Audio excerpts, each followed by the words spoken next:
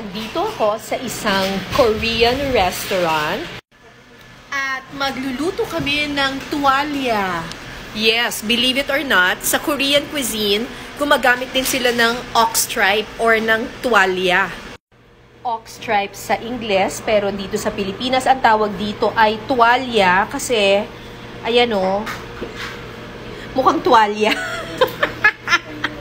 Ito yung stomach lining ng baka.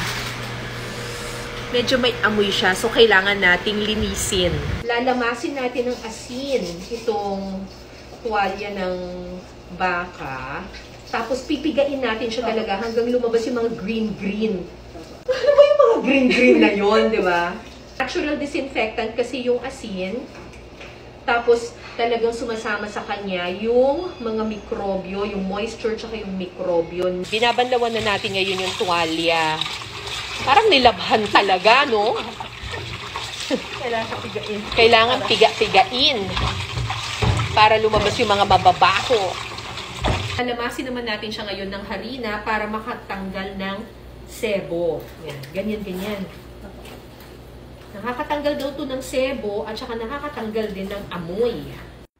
O, di ba? Ang puti-puti na niya. Tapos, wala na siyang amoy. Pwede na nating palambutin ang tuwalyang ito.